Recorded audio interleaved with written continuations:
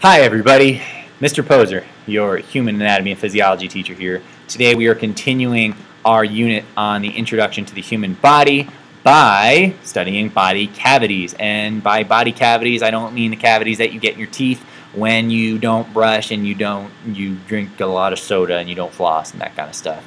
I'm talking about the cavities that hold your organs. And yeah, you have several different cavities within your body that kind of house the organs and your viscera, the internal organs that you have. And they kind of keep them separated out from one another so that they can function, well, separately but as a whole. So around each of these cavities is a membrane that kind of keeps it all together and keeps the rest of the organs out of the way. So we're going to be taking a look at a diagram of these body cavities, and we'll be able to identify all of them on this diagram. And then towards the end of this video, we're going to talk about 5 of the major ones and the organs that go within those 5 major body cavities. All right, let's get started. You should have this diagram. I should have given it to you in class. If not, maybe you can take a screenshot and put it on a Word document or a Google document, something like that. But we're going to move forward and we're going to use this diagram. Ready? We're going to start on this side over here, the side with my face on it. So we have 2 views of the human body. We're going to talk about the planes in the next video. This is called a mid-sagittal plane, where it divides the body into left and right side. So we're seeing it from the side. And this is called the coronal or frontal plane, where you can see it split the body from side to back, or front to back, excuse me.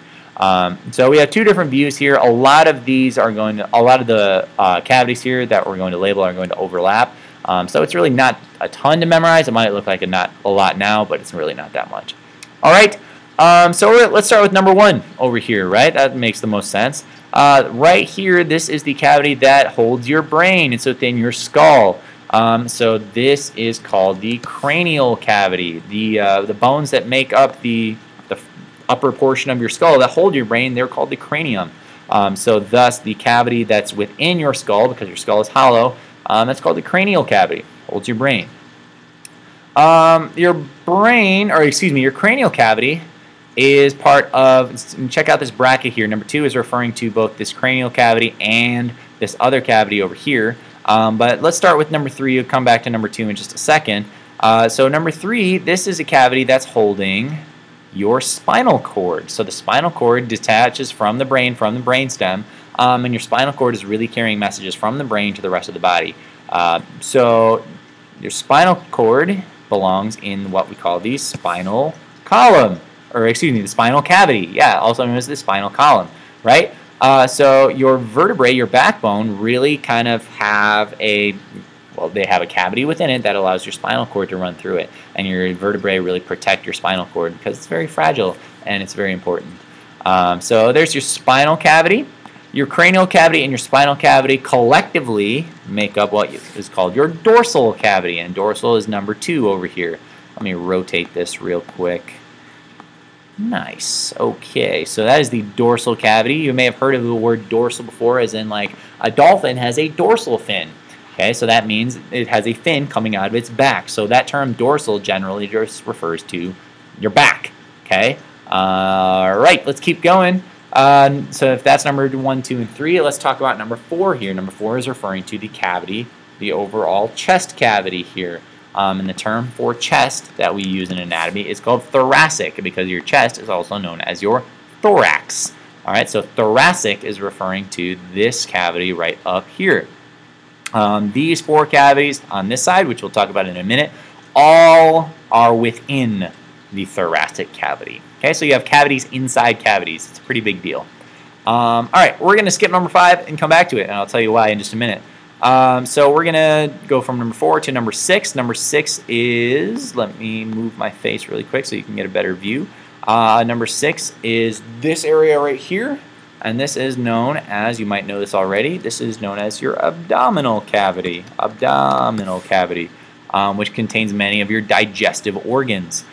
So your gallbladder, your intestines, your stomach, your liver, all that, your pancreas, all those digestive organs can be found within your abdominal cavity, just like, say, your heart and your lungs and your esophagus can be found within the thoracic cavity in your chest, right?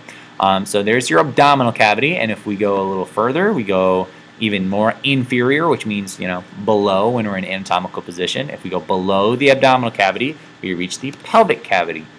which contains internal reproductive organs. And it's called pelvic because, you know, it's inside your pelvis. Yeah, there's a cavity in there. All right, so thoracic, abdominal, pelvic. Those are all cavities. Number 5 is not a cavity. So why is it on this cavities chart? Well, I'll tell you in just a minute. Number 5 is referring to the diaphragm. The diaphragm is a muscle that contracts and relaxes. It's a skeletal muscle and allows your pleural cavities, which I'll show you in a minute, to expand and contract, and allows air to rush into your chest, into your lungs, and air to rush out of your chest, so that you can inspirate and expirate, or inhale and exhale, right? But why is it on this chart? It's because it really serves as the boundary in between the thoracic cavity and the abdominal cavity. All right, so there's the diaphragm. It's the only thing on here that's not a cavity. All right, so let's keep going to this right side over here. If you remember, what's the cavity that holds your brain? That's right, it's the cranial cavity. And number 2 is referring to the cavity that holds your spinal cord, which is the spinal cavity. So that's 1 and 2, nice and easy, bing, bang, boom. All right, so these 4 cavities are all found within the thoracic cavity. So if we start with number 3, this is a complicated word that messes kids up every single year, but you can do it. I believe in you. This is the only cavity on here that doesn't end with the word cavity. This is called the mediastinum. So the mediastinum is right between these 2 cavities and right above that cavity, which we'll name in just a minute. But mediastinum, the media part of it is referring to its directionality towards the middle. So media means middle, and it is right smack dab in the middle of the thoracic cavity. So that's called the mediastinum. Number 4 on this side is actually referring to these 2 cavities over here. You have 2 cavities that are shaped like lungs, well, because they hold your lungs. And they're called, interestingly enough, they're called the pleural cavities. And yeah, that's spelled P-L-E-U-R-A-L, not P-L-U-R-A-L. It's kind of funny that they're called the pleural cavities because, you know, you have 2 of them, and 2 means like plural, right? But the pleural cavities, they hold your lungs. And again, these are all within the greater thoracic cavity. So the pleural cavities hold your lung. And then this last one, you might be able to guess what organ goes in there. That is called the pericardial cavity. So it's not called the heart cavity, but it might as well be. If you break down this word pericardial, peri, this prefix over here, refers to around. So if you're going around the perimeter of a building, you're going around the building, around the edges, right? And cardia is a prefix that is referring to the heart, right? So the cardiovascular system refers to the heart and blood vessels. If you study cardiology, or you see the cardiologist, you're seeing someone who studies the heart, right? You're doing cardio, you're working out your heart, right? So pericardial means around the heart, which is exactly what the pericardial cavity is. Makes sense, right?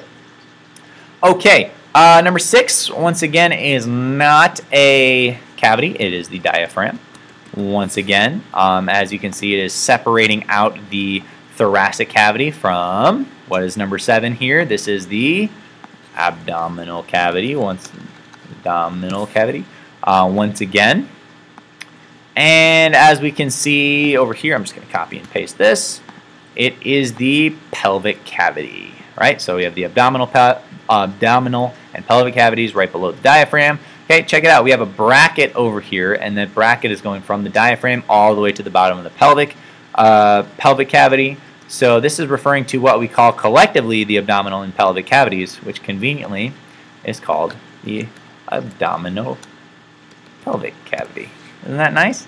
Abdominal pelvic cavity. So the abdominal cavity and the pelvic cavity together is what we call the abdominal pelvic cavity. So technically, the diaphragm separates the thoracic cavity and the abdominal pelvic cavities. But, you know, who's keeping track? All right, last one, number 10. Number 10 is referring to both the thoracic and the abdominal pelvic cavities. So all of those cavities fall under this umbrella, and they're all within this cavity, which is means the opposite of dorsal. and that word is the ventral cavity. So ventral and dorsal, those are opposites, and ventral refers to the front. Dorsal refers to the back, ventral refers to the front. All right, so here's your diagram. Hooray! You will need to know this. Okay, we'll be practicing this quite a bit in class. But yeah, these are your diagrams. I'm expecting you to be able to identify these. All right, let's talk about the main cavities here. I got cut off just a little bit. Let me get rid of that for a second. There we go. All right, so the 5 major cavities that I wanted to discuss, and then we'll wrap up this video. The cranial cavity, as I said before, it's inside the skull and it holds the brain. That's one of the major cavities. The spinal cavity, it's inside your vertebrae, also known as your backbone. It holds your spinal cord. That's one of our major cavities as well, seeing as our central nervous system is really, you know, it's your body. You can't live without it. I don't know where I was going with that. 3, the thoracic cavity, the chest cavity. It's inside the rib cage. It holds your heart and lungs and your esophagus as well. The abdominal cavity is below the rib cage, and it holds your digestive system, as I mentioned before, so your stomach, liver, intestines, all that stuff. And then the pelvic cavity, it's inside the pelvic bone. I have a pelvis in the back of the room, like a real pelvis. I could have showed you the cavity, but oh well. And it holds the bladder and the reproductive system. Okay, I believe that's it for this video on cavities. So let me know. Yep. So let me know if you have any questions, and we'll see you next time. Bye.